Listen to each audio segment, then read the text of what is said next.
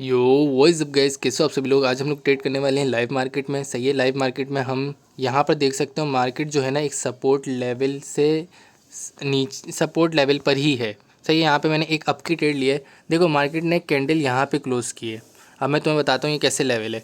देखो एक टच तो इधर दिख गया मुझे, लेकिन पीछे भी इसके टच हैं, मैंने देखे थे यहाँ पर।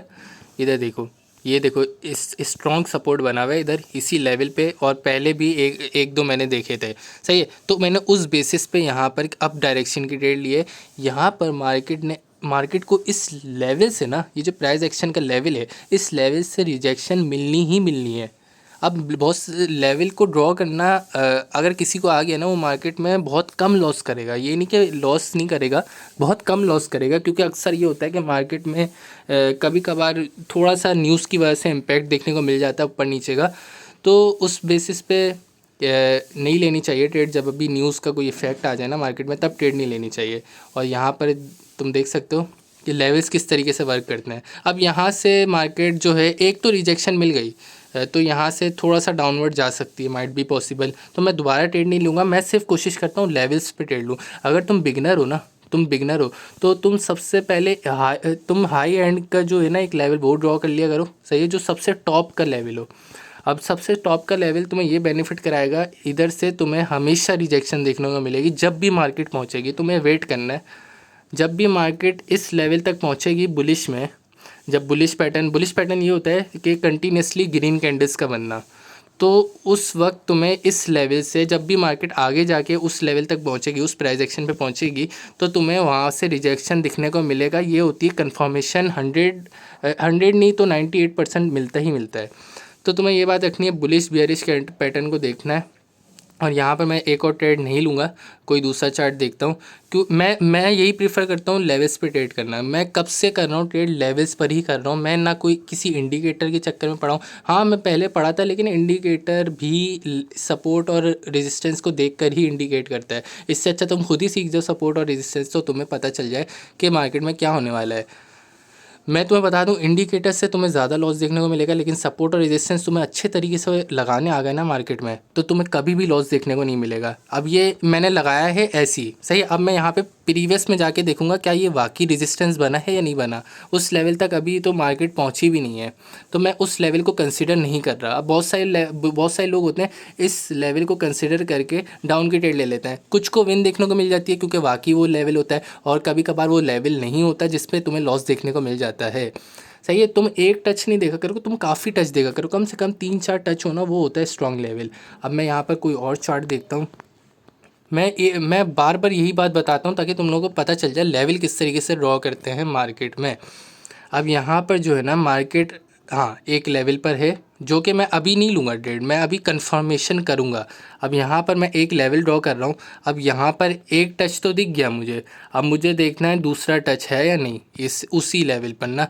उसी लेवल पर मार्केट अभी तक मुझे बहुत पीछे नहीं दिख रहा कोई लेवल, तो मैं यहाँ पर भी नहीं लूँगा ट्रेड।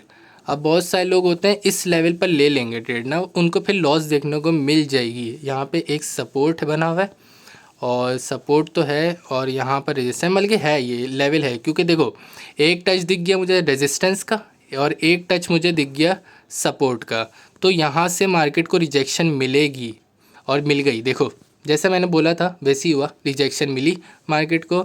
और यहाँ पर जो है ये थोड़ी सी ऊपर आए ना, अगर कैंडल लेवल के क्लोज होगी, तो मैं यहाँ पर एक डाउन की ट्रेड ले लूँगा।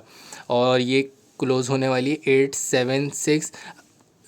मैं तुम्हें यही सजेस्ट करूँगा, तुम पूरा दिन एसएनआर लेवल्स पर ही प्रैक्टिस करो। बहुत आसान नहीं है एसएनआर लेवल, मुश्किल है एसएनआर लेवल, क्योंकि एसएनआर लेवल का हमें नहीं पता होता। कभी कभार जो हम लेवल ड्रॉ करते हैं, कभी कभार उस पर मार्केट रिस्पेक्ट नहीं करती, कोई वो दूसरा एसएनआर लेवल को रिस्पेक्ट देती है।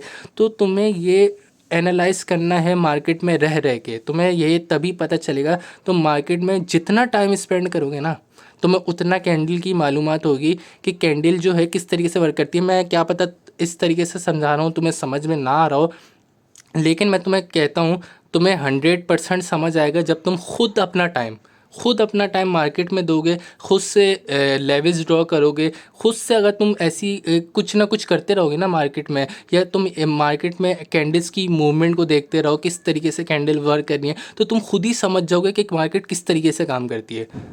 तुम टाइम तो दो, तुम टाइम नहीं दे रहे। असल में तुम्हारे लॉस का रीज़न यही है कि तुम आते हो एक दिन में अमीर बनना, एक दिन में कोई भी अमीर नहीं बन सकता। शॉर्टकट मनी के पीछे नहीं भागना चाहिए, लिमिटेड प्रॉफिट करके मार्केट से स्टार्ट हो जाओ। सही है, ये नहीं कि मैंने एक ही दिन में मिलियनर बनना है, एक ही दिन में बिलियनर बनना है। अगर इतना आसान होता पैसे कमाना तो हर कोई कमा रहा होता, ऐसा नहीं होता। सही है, यहाँ पर जो है मैं कोई दूसरा करेंसी, अब मैंने लेवल पे एक ही ट्रेड लिए जो मुझे विन देखने को मिली। अगर नहीं विन देखने को मिलती मैं मार्टिंगल लेता, और मार्टिंगल विन देखने को मिलती। अगर बाय चांस अगर मार्टिंगल भी लॉस हो जाती मैं ट्रेड नहीं लेता। देखो, मनी मैनेजमेंट और रिस्क मैनेजमेंट ये भी तुम्हें साथ साथ सीखना पड़ेगा। मार्केट में रहने के लिए तुम्हें मार्केट में अगर लॉन्ग टाइम सर्वाइव करना है ना, तो कम से कम ट्रेड लो। ओवर ट्रेडिंग करोगे नुकसान नुकसान होगा तुम्हारा, और कुछ भी नहीं होगा। यहाँ पर जो है एक लेवल ये दिखा है, सही है। दो रेजिस्टेंस के टच तो मुझे स्टार्टिंग में ही दिख गया, और पहले भी ये देखो सपोर्ट का भी एक टच है, क्लोज टच है। इस लेवल के क्लोज अगर ये कैंडल की क्लोजिंग होती है तो मैं यहाँ पर एक डाउन की ट्रेड लूँगा, और ये मेरी लास्ट ट्रेड है। इसके बाद मैं कोई ट्रेड नहीं लूँगा मार्केट में। ये मेरी बात याद रखना, मैं ओवर ट्रेडिंग नहीं करता, तभी मैं आज तक प्रॉफिट में जा रहा हूँ। ओवर ट्रेडिंग मैंने की थी, बहुत पहले की थी जब मैं नया नया आया था, और मैं उसका जो पछताया है ना, मैं वो आज तक भुगतता हूँ। वो मैंने नहीं करनी चाहिए थी, मैंने बीच में स्किप भी कर दी थी ट्रेडिंग ना, यकीन मानो। मैंने कोई ये था मई का महीना ना, मई के महीने में मैंने स्किप कर दी थी। मेरा दिल उठ गया था ना, क्योंकि मैंने $20 लॉस किए थे इधर। मैंने बहुत कम लॉस किया है, मैं सही बताऊँ ना, मैंने मार्केट में बहुत कम लॉस किया। बहुत सारे लोगों ने बहुत ज़्यादा लॉस किया, $100 का लॉस किया है, $1000 का लॉस किया है। तो उनकी अपनी गलती की वजह से उन्होंने लॉस किया है। क्यों? क्योंकि वो 1000 का 2000 करने आए थे मार्केट में, और मार्केट ने उनके वो भी $1000 ले लिए, $1000 ले लिए। और ये अगर तुम्हें मनी मैनेजमेंट आ गई, रिस्क मैनेजमेंट आ गई, एसएनआर लेवल्स ड्रॉ करने आ गए, पेशेंस आ गया, ये सारी चीज़ें आ गई ना तुम्हारे अंदर, मैं यकीन से कहता हूँ तुम्हें मार्केट में कभी भी नहीं देखने को मिल सकता लॉस, कभी भी नहीं देखने को मिलेगा। अगर मिलेगा भी ना लॉस, बहुत कम रेशियो होगा। जैसे मैं बोलूँ ना, 100 में से तुम्हें 5% लॉस देखने को मिलेगा। क्योंकि कभी कभार जो होता है एसएनआर लेवल्स वर्क नहीं करते, जो मैं मानता हूँ। कभी कभार एसएनआर लेवल्स बिल्कुल भी वर्क नहीं करते।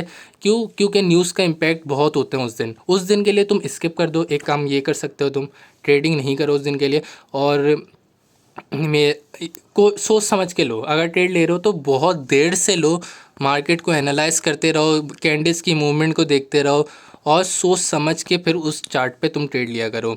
और यहाँ पर तो मुझे नहीं मिल रही अपॉर्चुनिटी। कोई लेवल्स अगर मुझे दिखता है ना स्ट्रॉन्ग का, और लेवल्स दिख जाए ना एक दफ़ा, तो वो तुम्हारा फिर वो कर सकता है, प्रॉफिट दिला सकता है वो लेवल। और यहाँ पर तो अभी तो नहीं दिख रही कोई फ़िलहाल। एक लेवल मिलना भी ना एक बहुत बड़ी वो है, जो बोलते हैं ना, खुशकिस्मत है अगर जिस बंदे को लेवल्स फ़ौरन दिख जाए। यहाँ पर मुझे नहीं दिख रहा USD JPY का कोई लेवल, ये बहुत ही टॉप पर पहुँच चुकी है मार्केट। और देख सकते हो कंटिन्यूसली बुलिश मूवमेंट है मार्केट में। तो कंटिन्यूसली बुलिश में बहुत सारे लोग करते हैं कि अप की ट्रेड ले लेते हैं, लेकिन एक आध जब रेड बन जाती है तो वो फिर दोबारा से अप की लेते हैं, तो वो कंटिन्यूसली बेयरिश स्टार्ट हो जाता है। तो उस चक्कर में भी फिर उनका कैपिटल क्या हो जाता है, ज़ीरो हो जाता है। तो ऐसी भी नहीं करना चाहिए कि अब यहाँ पर तो इसने लेवल को दोबारा से रिस्पेक्ट किए। मैंने ट्रेड ली थी इधर, शायद रेड कैंडल पे ली थी, इधर वापस से उसने उसी लेवल को रिस्पेक्ट दिया, दोबारा से डाउन आई है। अब ये यहाँ पे, अब इसको बोलते हैं रेंजिंग मार्केट। अब ना मैं तुम्हें साथ साथ सिखा भी रहा हूँ, ताकि ना तुम सीख जाओ। जैसे मैं ट्रेडिंग भी कर रहा हूँ साथ साथ, तो तुम सीखते भी जाओ। अब ये जो चल रही है ना, अब मैंने ऊपर एक लाइन ड्रॉ की है ब्लू कलर की, और नीचे मैंने एक लाइन ड्रॉ की है ग्रीन कलर की। सही है, ये मैं ग्रीन कलर की लाइन मूव करके दिखा रहा हूँ तुम्हें, तो अच्छे से समझ आए। और ये ब्लू कलर की लाइन मैंने मूव कर दी।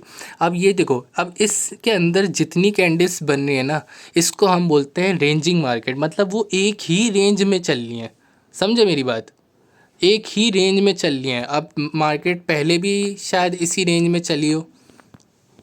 यहाँ पर पहले ये एक तो बिल्कुल टॉप का चार्ट है ना, इस वजह से बिल्कुल टॉप पे पहुँची है मार्केट, तो इस वजह से प्रीवियस नहीं दिख रहा मैं।